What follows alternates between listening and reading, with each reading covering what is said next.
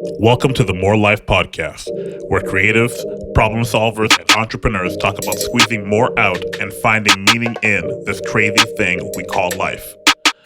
Let's dive in. Welcome back, guys, to another episode of the More Life Podcast. Today we have a super special guest in the building. I'm really excited to have this conversation. We have Dr. Eugene K. Choi in the building, and we're talking, virtually. He's in LA, I'm in Toronto. But he is a board-certified clinical pharmacist and a transformational mindset coach. And we're going to be talking a lot about that and about, people that are high capacity and hard-driven leaders and how they operate at the highest levels. Because this is a conversation that I think is super important for entrepreneurs, for business owners, for, C-suite level people in all types of fields. So, Dr. Choi, please introduce yourself. Let us know more specifically. I know I probably did a mediocre job based on what I know about you, explaining what you do, but maybe, say what's up to everybody and tell us a little bit more about yourself. Yeah. Thanks for that. No, you did great. And first off, super grateful to be here. And I'll just share a quick bit about me. Basically, long story short, I went into the pharmacy world, got very disenchanted with it pretty quickly after a few years. I was working in the hospital system, and then that led me to start a soul-searching journey, which led me into filmmaking. Got to work with a group, Jubilee Media. I think they're at over 7 million subscribers today, but I was with them when they started off. That taught me a lot about marketing indirectly without even realizing, because we worked on multiple viral content. The biggest one that I worked on got 23 million views that I edited. Wow. Yeah, got to do a lot of that. So that taught me a lot about how do you share an idea? How do you get an idea that people want to share? How do you share a story that people want to share? So one thing led to the other. That led me to my marketing experience. And then eventually I found an opportunity to get trained by a CEO of a multi-million-dollar business. So that taught me a lot of business. And he hired me onto his team to coach his clients that are entrepreneurs. And I just learned by doing. I've coached hundreds of entrepreneurs now, helped them reach, levels that I never thought I could help people do in terms of revenue, brand, all that good stuff, marketing. So I combined all of that, and then my healthcare background came full circle, which is a thing I'm really passionate about that I bring to leaders and sometimes political leaders, is the brain science. Mm-hmm. So I used my healthcare background to start being able to use my marketing skills to explain something in simple terms that's easy to understand, easy to implement, so that you can start producing some results. And that's neuroscience. How do we activate these parts of our brain that have a higher capacity to perform better, to think better, make better decisions. And it's easier than you think. And that's what I've been sharing with the world. The first question that comes to mind, and I feel like a lot of people who hear some of the stuff that you talk about might feel is like, is this real? Is neuroscience, is this data or information actually tangible and practical in my life? And again, as you know, we're talking to creative entrepreneurs, we're talking to maybe high capacity people. And sometimes we only work or operate in the things that we understand here and now. And maybe you're reading Crush It by Gary Vee, and you just know, if I just push harder, work harder, try harder, longer, for more hours than my competition, then my success is eminent, at least to be greater than what I started out with. So I just want, how do you surpass or surmount the skepticism and sometimes that you might find the higher up you go in some of these corporate ladders that people might be, you might be facing when they're talking about, hey, there is some transformational things that can happen inside the way you start to think that can maybe help you achieve more in your life? That's a great question. And I love it because it's a healthy conversation. Because that was one of my gripes. You hear all the experts tell you, this is what you should do and you'll get successful. And it's easy. It's either easier said than done, or you try it for yourself and it doesn't work, right? Yeah. So the beauty of what I do is I hope it comes off less as like, this is what you should do. And what I'm doing is I'm sharing information. And I'm trying to share it in a way where it makes sense to people. And if it makes sense to you, then it should make you willing to try certain things out. Because you're right, a lot of these things are important. changing the way you think, because Einstein once said the definition of insanity is doing the That's same right. thing over and over Over and again, over. expecting a different result. So if you're going Yeah. to keep thinking the same way, you're going to keep producing the same result. So in terms of the skepticism, I think the first thing to think about is how curious are you to try to figure this out. And that's what I try to promote is a healthy dose of curious conversation. And I'll just share what I've found to be transformative for people, because, it's interesting what you bring up is like one of the things is if you work harder, right, then you'll achieve more. There's 100%. there's stuff I talk about really deeply about about that kind of stuff. But the way to think about it is, if you're gonna be skeptical about it, I'll just share from my experience. I have had multiple clients now that were in their 60s. Okay, like this is their later Mm-hmm. stages in life, and they accomplished the things that maybe around people in our age work so hard and work our asses off for, Yeah. and they're still frustrated. They're still anxious. They still have their challenges and their issues. And they come to this moment where I got everything I thought I was supposed to get. They had the money, the multi-million Mm. dollar businesses, the everything, right? Like the nice house, the nice car. And they're like, why am I still going through this? So So what would be that's like one thing to the be curious about. Yeah. I love that answer. And I want us to have an open dialogue. I want you to be as real and authentic as you can on here. But what are some of the things that you find most people are struggling with? Because there is, like what you were just mentioning with that gentleman who was later in life, he had achieved what the society tells us you're supposed to achieve, or what equates to success. What do you see, keeping that in mind, is like what people are struggling with the most? Is it like that inner fear? Is it like that overzealousness? Is it that we're actually very greedy and we never really Mhm. thought, we're taught how to think empathetically? Because I do genuinely believe a lot of our actions are either subconsciously or subconsciously controlled by our upbringing, cut through, how your parents treated you, cut through your life experiences, and ultimately how you see yourself. So I would love to hear some of your perspective on some of that too. Yeah. This is a can of worms to go into, but you're exactly right. It's, so one distinction I would make about what you just said was, yes, we all have unique life experiences. And one of the things that we'll explore together, if you want, on this conversation is I'll say what the truth is, and if we need to elaborate to help make sense of it, I will. Sure, But sure. the bottom line is you have these life experiences, and the truth is what helps you get to your highest level of performance is to be able to understand and take ownership that yes, these experiences happen, but it's not the experience that's causing the pain or the Mm, frustration or the emotion. It's the meaning we attach to the experience, if that makes sense. I'll give an yeah. example. I would get really upset when my daughter's not listening to me. My brain and my thinking, I'm going, oh, it's because she's not listening to me. That's why I'm upset. But it's Mm-hmm. not. It's the meaning I'm giving of what it means if she's not listening to me. And if you self reflect, for me, it was, oh, I'm very sensitive about being perceived as a bad father because I had a rough relationship with my father. I Mm, used to think really angry and resentful thoughts because he left our family when I was a teenager. So I used to think thoughts like, if I'm ever a dad, I'm never going to be a bad dad like him. So the mm-hmm. moment my daughter's not listening to me, what's my brain doing in fear, right? It's like, hey, look, she's not listening to you. You're being a bad dad just like your dad. And I react without thinking, and I'm yelling and screaming. And the very thing I would want with my daughter, which is to be deeply connected with her, I'm actually disconnecting. Yeah. Neurologically speaking, I'm disconnecting from her because I'm viewing her as a threat. And the thing I want, I'm not doing it. So we have to understand that what's going on inside of us, what's going on in here, that's what's causing it versus the actual event that took place, if that makes sense. Mm. And this is where I dive deep into it to explain and how to make sense of it.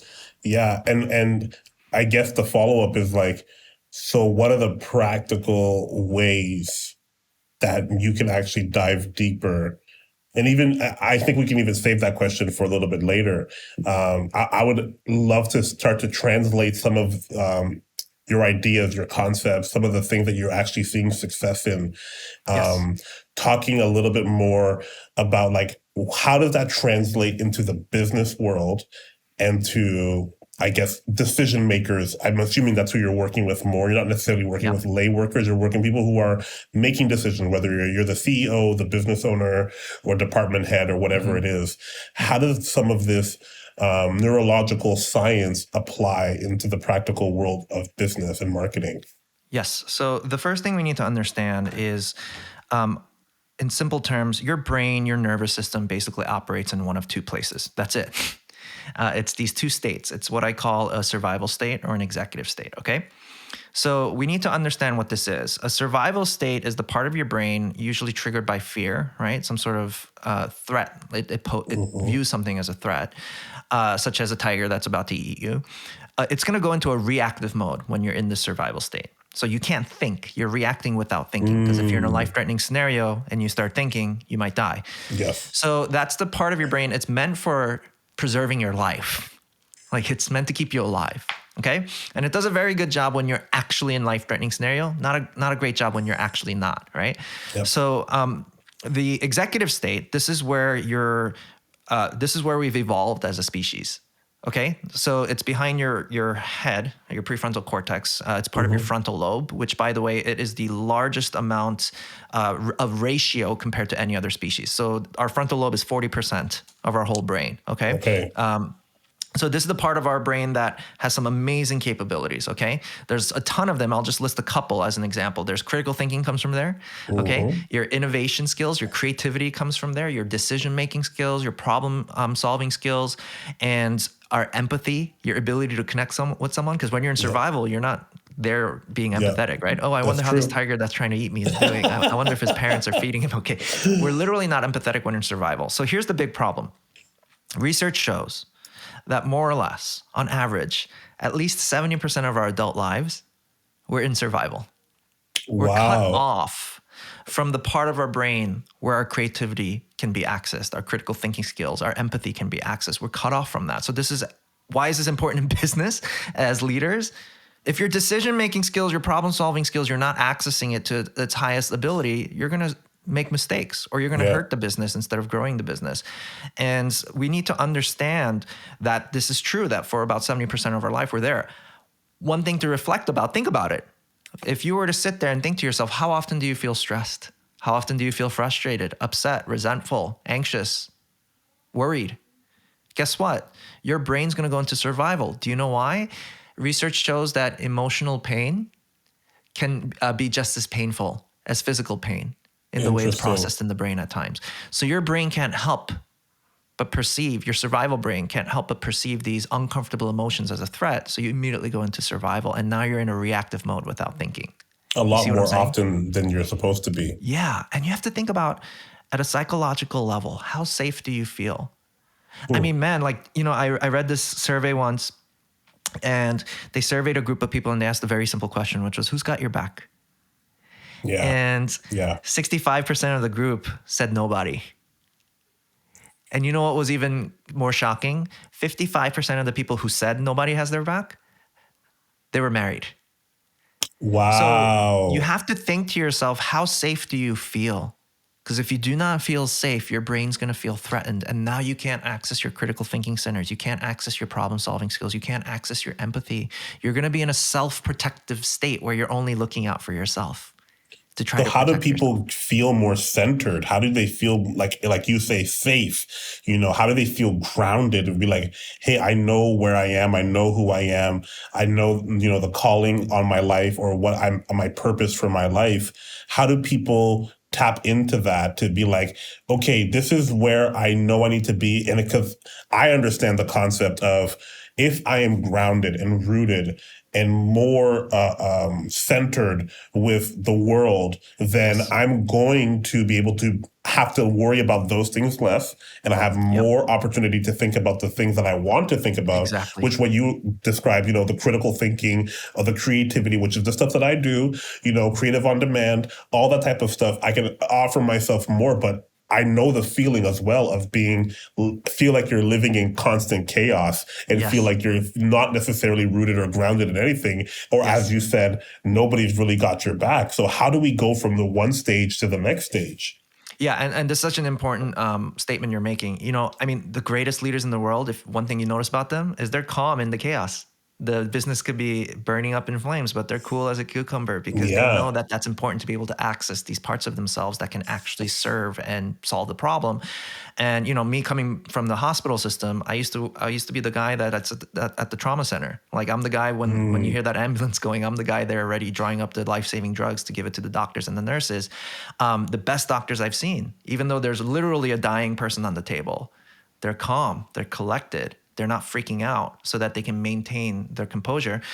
So it's a three-step process. How do you develop this skill? It's a three-phase process that I bring people through. The first part of the process is it's awareness. You know what? Like a lot of us, we're not even aware that we're in survival. We think it's our yeah. conscious, we think we're just normal. It's normal for us.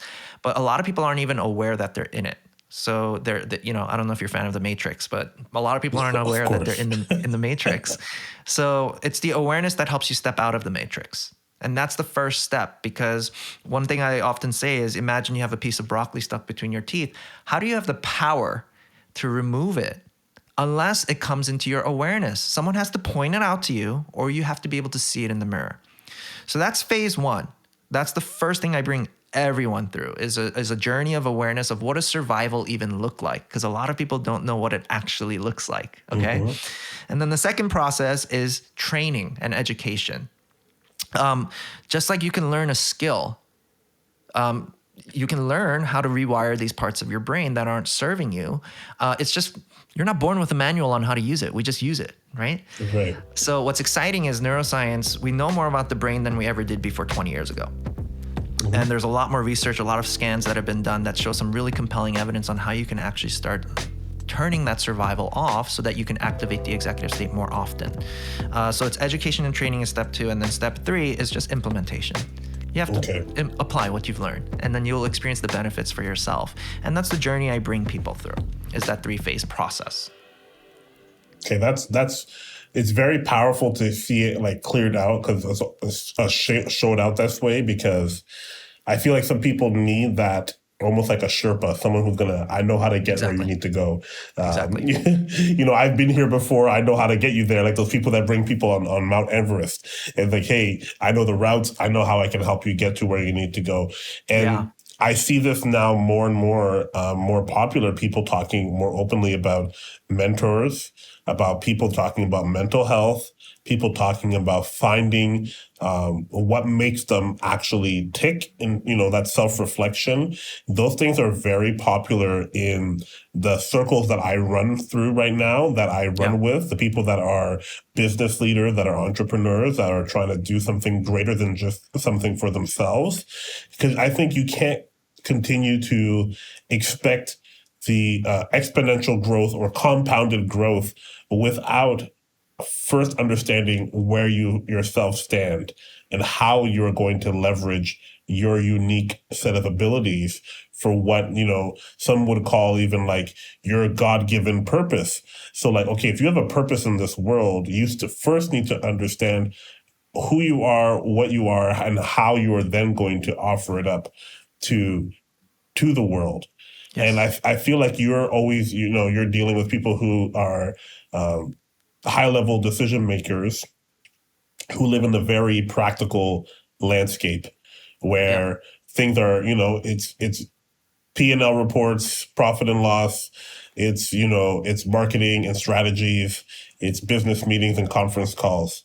How do you disarm them into a space where they start to understand science and nuance, to help them in this type of, I guess, transformation of how they can leverage themselves for themselves.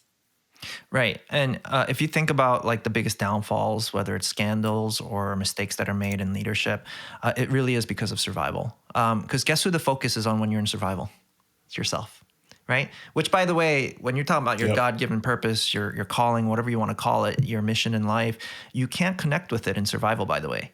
You can't figure it out because survival is so focused on yourself, purpose, mission, passion, all that. It's something greater than yourself. You're trying to serve something larger than yourself, such as your organization, right? Or your community. And you can't do that in survival because you're doing it for yourself only when you're in survival, right? It's self-motivated. So that's where mistakes get made. That's where scandals get made. That's where things that we regret saying get said, or decisions we make that we regret making. It's because we did it in our own best, self-interest because we were afraid, right? Right. So who wants leaders like that, right? And that's where Ponzi schemes happen. Like you look at all the biggest downfalls and scandals, it's a result of survival, by the way. So how do you deal with that with a lot of people who are doing big things? It's number one is to be able to be aware of this. You need to develop your skill to be able to even know if you're in survival or not, because then you're not accessing the part of your brain that you want that can help you. So how do I bring people through awareness? The conversation I have first is, let's just look at what it looks like, okay? In a life-threatening scenario, it's very obvious. If a tiger's in front of you about to eat you or a gun's pointed at your head, your survival brain, remember, it doesn't know how to think. It knows how to react without thinking. It only knows how to react in 3 ways. It's called fight, flight, freeze, okay? In a life-threatening scenario, it's obvious. You're gonna pick up a weapon to fight. You're gonna try to defend yourself and fight, right? Flight is you're gonna run for your life. You're gonna run away because you're under threat. And freeze is analogous to playing dead. Possums are actually very famous for doing this because their predators like their food alive. So if they pretend to be dead, they actually stay alive because they don't get eaten. So humans, remember, we live in the survival state 70% of our adult life. But we're not running away from saber-toothed tigers for 70% of our adult life. What we're surviving from are emotions that feel uncomfortable. So we need to be able to look at what does survival actually look like when we're surviving emotionally from these uncomfortable feelings. So fight, I'll give a couple of examples. Fight can be, the obvious ones can be, if you ever see someone get road rage and they get cut off and now they've flip their lid, they're upset, and they're trying to fight back and cut the other person back off. Remember, they've lost control of their mind at that point. Their survival, it's a reaction without thinking because they're so upset, whether it's because their ego got hurt. And now they're behaving in an erratic way, regardless of the danger they're putting the other cars around them in, right? By driving the way they're doing, right? Their empathy's turned off, right? They don't care about these other cars. 100%. They just want to hurt the other person back. Or if someone says something hurtful to you, and now you're getting defensive and you're fighting back. Those are obvious ones. You see, the thing that a lot of people are less aware of are the more subtle ones, okay? I'm going to prove to you what this looks like. A lot of leaders, by the way, are big time fighters in reaction, okay? So the need to be right is a survival tactic, by the way. Whether it's because some sort of ego got hurt or there's a meaning attached in the brain about not being right? It means that you're stupid or less than or not good enough or whatever. We carry a lot of that in our brains. The need of perfectionism is a fight response, okay? People pleasing is a fight response. Interesting. Right? To people please, to fight to get affirmation from someone or acknowledgement. That's why we people please. And we do things we don't want to, and we just say yes when we want to say no. So that's people pleasing as a fighting tactic. Another one is the need to prove yourself to someone or to yourself. You have to ask yourself, why do you need to prove anything? It's because we already usually carry a doubt about ourselves or a negative opinion or some sort of low self-esteem thought about ourselves. And we feel the need to prove ourselves to be worthy or good enough or X, Y, Z, right? So that's where hustle culture gets very misinterpreted, right? 100%. That's what I was thinking in my mind right now. Okay. So a lot of our leaders are in fight mode. And I'm going to tell you right now, fight always leads to burnout. And it always leads to a lack of fulfillment. I will stand by that 100%. And I'm going to give you 2 compelling examples because people would debate with me on this. I'm going to sit with this for a little bit because a lot of leaders are big time fighters. So this is the thing to become aware of. I'll give an example. One client, the one I mentioned earlier, where he was in his 60s, had everything that you could imagine someone would want on paper, right? The nice house, the multi-million dollar business, all that stuff. Yeah. He's sitting there and I'm talking about the fight response and he has this moment of realization going, oh, wait, no wonder I'm so unfulfilled because I've been in the fight mode my whole life. I'm like, well, yeah, tell me more. He's like, well, I always felt the need to prove myself to everyone that I'm better than my older brother. That's what I'm realizing now. I'm like, what do you mean by that? Well, my older brother was an NFL football player. Okay. In high school, my football coach told me, stop trying. You're never going to be as good as him. Ooh, and we still so remember when that. You're hurt, that's hurtful. Now you're in a fight mode. You're defensive. So what do you do your whole life? You fight to accomplish more. You fight to do Wow. more money, more accomplishments, more stuff. And here you are, one day you wake up decades later and you're going, how did I get here? This is not where I wanted to be. I think I climbed the wrong mountain. Yeah, yeah. So we need to be aware of when we're in this fight mode. Are you in the mode of needing to prove yourself to someone? Because that's usually a reflection that you don't accept yourself the way you are Mm-hmm. anyway, to begin with. And that's what fight looks like. And I had another client really debate me on this. He's like, you need the fight though sometimes, don't you? I'm like, no, unless your life is actually in danger, Uh-huh. you don't need it. And he's like, no, you don't understand. I hit rock bottom. He was sharing with me, I was well into my adult years and I hit rock bottom. We ran out of money. My second wife was leaving me because she cheated on me. The Oh first wife boy. cheated on me too, by the way. And I was still responsible for over $2,000 a month in child support. And I had no money left. I literally was grabbing the pocket change that I could find in my house, going to the supermarket where you exchange the pocket change for cash. And all I had was like $5. And then my son Wow. asks me for ice cream, and I was so pissed off. I'm like, why? Because your son's asking you for ice cream? He's like, no, because I didn't have enough for my own ice cream. I only could buy one for him. And he was like, that was the day I had to fight. I had to fight so hard. I kept my head down and my shoulder up, and I had to bash through brick wall after brick wall to get to where I'm today, because he built a business from scratch to Inc. 5000 fastest growing company in America, right? Multi-million-dollar business. He's like, I needed that fight. It's a very compelling argument, right? Because that's It where people sounds debate with good. me. It It sounds sounds good. great. So, and I was just like, look, I want to do a thought exercise. This is not about what you should have, would have, could have done, because the past is the past. You can't change the past. But I just want to do a thought exercise. I was like, what if, because you trained yourself to get into the executive state and you're accessing these higher performing parts of your brain at will, it's what gives you the ability for, even if it's just for a moment, because he was saying, how he's putting his head down and his shoulder up and he's just bashing the brick wall. What if, even if it's for a moment, it helps you put your shoulders down and your head up? And then you have this big aha moment. Oh my goodness, these brick walls that I thought was the only option that I had to bash through, it was only 3 feet wide. Wow. Meaning there's so many other ways to get to the destination I Yeah, wanted to get to. I just I didn't could see have it. went around. That's what happens when you're in survival, is you literally get tunnel vision. Think about it. If a tiger walks into your room right now, are you going to look anywhere else except where that tiger is? Absolutely not. You're I'm not going to gone. look anywhere else.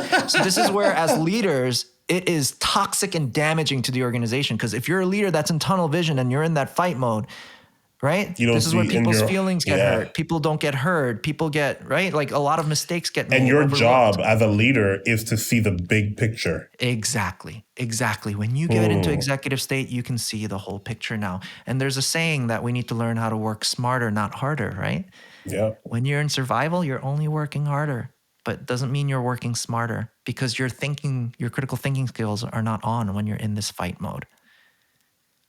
What is a practical skill we can do as leaders when you feel that creep of survival is coming, where you feel like, okay, there's chaos happening at home and the business thing is happening and I'm Yep. just responding, I'm just reacting, I'm just Yeah. trying to get through things. Correct. And this is real for me. My life is very busy and stressful at times. Yeah. So it's also something where I'm like, okay, I start to realize what you're saying here, where my executive skills are not necessarily being tapped into, and I'm allowing that survival mode to run my life, and you start feeding it without you even understanding that you're feeding it. Correct. You're feeding it with caffeine. You're feeding it with your behavior. You're feeding it more with how you spend your time off when you should be trying to calm down or trying to reset. But you're not doing those things because maybe you're just vegging on the couch or you're doing any Correct. other type of thing. So how do we practically, when you feel your Yeah. world is becoming more stressful? That's a great question. So yeah, I mean, the first phase is awareness. So this is why we have to have that conversation of what does survival even look like, right? So we, like, in detail, I'm talking like specifically, so that you know exactly what it is. And it has to be without judgment. You have to keep looking at it without judgment, because it's easy to get harder on yourself. Judgment, by the way, is a survival tactic too, right? It's the same reason why people gossip. It's because I carry insecurity about myself. My survival tactic is to fight and put someone else down in efforts to try to make me feel better about myself. It's the same reason we judge, whether it's ourselves or other people. So if you know what the fight response looks like, you also need to know what the flight and freeze looks like, right? Flight, Right. obvious ones is like procrastination, right? It's usually a survival state of, what if I do this now and I screw up? What if I do this now and people think of me a certain way? It's a fear-based motivator to soothe yourself from the fear, and you put it off for later, the task that needs to be done now. So procrastination is a classic flight response. The more subtle ones, I again have to highlight, there's no judgment around this. Everyone has their flight response here. It's when we start to numb ourselves. It's an intentional distraction. Some people like to binge watch Netflix and distract themselves. Some people like to eat a tub of ice cream. Some people overindulge in things like alcohol, sex, and drugs, basically to numb and flee from the emotion that you don't like feeling. You see what I'm saying there? By the way, people flee to work. A lot of leaders, right? Business owners, they use work. Control, right? Right. Their relationships in the house might be breaking apart, but at least they can go back to their work and stay busy to keep their mind off the emotional discomfort that they're experiencing. So fleeing is how we flee in emotional survival, and freeze is inaction, when you stop taking action. One humorous example of freeze is when you get caught in a lie. Your eyes wide open and you literally freeze. It's your brain going, hey, play dead right now. Maybe if you pretend to not exist, this person will stop interrogating you. But it's so obvious now that you got caught in the lie, right? It's a tell that, oh, you got caught in the lie. So that's a classic freeze response. Where it gets more subtle is when you wake up in the morning, you don't want to get out of bed. You're just in action. It usually occurs when you're overwhelmed, when you're too stressed out, too many things. It feels like too many things on your plate. So we don't take action. So that's the freeze response. So how do we get out of this? That's the first thing to understand is we need to look at what it actually looks like. So I tell clients to play that awareness game, whether it's in yourself or in other people, just bring enough attention to it, because you look at something enough times, at some point you're going to go, I want something different this time because I see the pattern. I see the repetitive behavior. I finally see it, and I can see why there's an actual survival state here, and I recognize that when I'm in there, I'm not accessing the best part of myself. So you need to keep looking at it. So I tell people to make it a game. Oh, that person got cut off on the road. There's the fight response that Dr. Eugene was talking about, right? Yeah. Or, oh, there's me procrastinating again. There's me fleeing again because I'm afraid of what people might think of me if I do this now versus later because I don't feel ready. So just being aware of it is step one. Step two, right? The second part of the process is understanding and educating yourself on how the brain works. Because we're not born with a manual. We just need to learn some basic things about it. I don't go too much into jargon or all that kind of stuff. I just keep it really simple.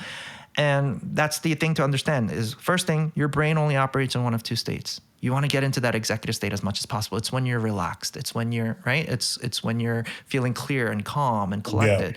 And it's a skill that you can do. So we have to understand the first thing, though, is your brain, by the time you're about 35 years old, 90 to 95% of the brain becomes subconscious. So what does that mean? It's on autopilot. Your brain develops programming. So just like you can automate in marketing a sales funnel, right? Yeah. Your brain does automation too. And it's for efficiency purposes and survival purposes, right? There's multiple purposes for it, but I'll highlight those two. It's like, think about this. You don't go down the stairs going left foot, I need to put my right foot now, my left foot. We just do it without thinking, right? Yes. But what most people don't realize is because of our unique life experiences, we do thinking on autopilot. We believe things on autopilot. You see what I'm saying? Wow. I'm not good enough, the I don't matter, the right, people don't support me, or the negative thinking. It's all on autopilot because you've done it so many times. Now your brain does it without thinking. And you wake up in the morning and you think the same negative thoughts, you feel the same negative feelings because your brain has gotten programmed that way. So here's the good news. It's just programming. It's not because you're stupid. It's not because you're an idiot. It's not because you're not good enough. Your brain just got programmed a certain way. That's it. Let yourself off the hook. You're not stupid. You're not incapable. And if we just simply learn how to tap into that programming, then you'll be able to get into that executive state on a more moment-to-moment basis. So it's just starting to train yourself to understand these things. So you have to understand that your brain just has programming, okay? Mm-hmm. So your brain has autopilot. I think there's so many examples of this, right? You drive one day and the next thing you know, your mind dozed off and then you're like in front of your house. You're like, how did I get here? I don't remember how I got here. That's your autopilot kicking in, okay? So that's the thing to understand. We do the negative beliefs, the negative perspectives on autopilot because of the meanings we've attached to our life experiences, like we mentioned earlier, right? If you watch your parents struggle in their relationship, you might form a belief about life, right? So you might form a belief about life if your parents struggle with a relationship, that relationships are hard, right? Or you grew Right. up struggling to make money, so you might form a belief that money is hard to make, and then your brain reinforces that belief to the point it becomes programming in your brain. Right. Right. Sorry, Dr. Choi. I know my camera just went off here. I don't know what You're happened, good. but I'm still here. I'm still listening. All good. This is I think, life-changing for people who get it. It might be interesting for those who are curious. This is something I'm really, really interested in understanding. I guess even understanding ourselves, Yes. the thought process, the neuropathy, that how that works from our feelings to our minds to our actions. And I think, as a creative and as an entrepreneur, for people that listen to this show, I think it's very important to understand how these things work together to help with what you might consider are your life goals. Because some people have, I want to do XYZ one day, but the best way to do that is going to be to understand some of these concepts, especially understanding the survival mode versus the executive mode, and being able to identify these different instances in your life. I think that's going to be extremely key to at least helping you see where there could be improvements, see how you can maybe need to ask for help. All these things work together. And in the More Life podcast, we're really trying to leverage as much information as we know, as much data as we feel we might understand, that there still could be even more that we might be new to us that can help us achieve our goals. Dr. Eugene, I want to make sure people can find you. I'm so thankful that you were able to be here today with us. Where can people find you? Where are some of the resources that you have, or how can they speak with you to hire you, or whatever courses you might be offering? Yeah, absolutely. So I have my homepage, destinyhacks.co. And on there is a free training that you can access, that you can sign up for. That goes over some of the things you mentioned earlier. Is what are some tips and tools to get yourself out of survival when you're realizing you're in it? So I give some kind of quick tips and tools in there, and you can kind of find more information there. The other thing that I'm excited about that I'm releasing right now, it's going to be on neurohackingcourse.com. Is a training course that you can invest in that goes much deeper into the science to be able to learn about all of this, how your brain works, how to start rewiring these parts of your brain that you need to rewire so that you can continually start to focus better, get more clarity, perform better, and ultimately feel a lot better. And that's what I'm releasing. That will be up on that site. Awesome. We'll put those into the show description as well. And just to clarify, these are things that you can do on your own. These are courses that, you walk people through, and they can make their own notes, and they can, dive deeper into these lessons.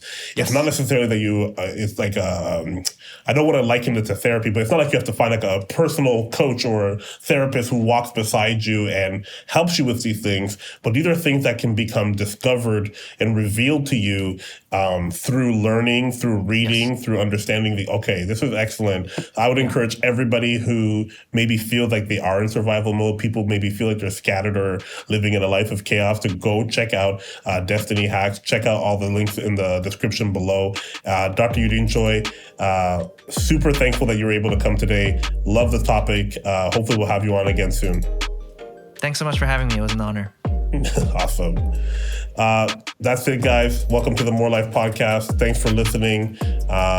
Sign up, subscribe, like, and follow. Do all the things. We really appreciate it. Talk to you soon.